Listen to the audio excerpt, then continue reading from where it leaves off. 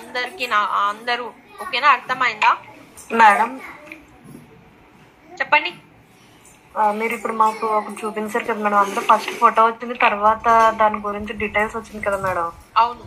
అది ఎలా చేయాలి మేడం? ఇప్పుడు మనం పీపీటీలో చేయాలా మేడం, మెయిల్లో చేయాలి?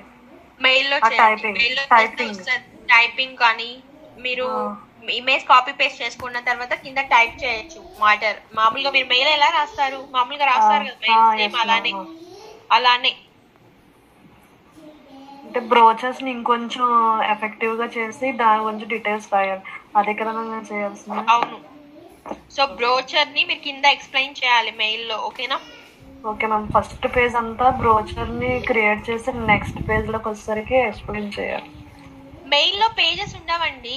మెయిల్ లో లేదు మేడం, పీపీటీ గురించి అంటున్నాను. Mail okay ma'am. మళ్ళీ మీరు పేజెస్ లాగా చేసి పంపించకండి, మళ్ళీ అది పెద్ద ఇష్యూ అవుతుంది, ఓకేనా? నేను చెప్తుంది మెయిల్.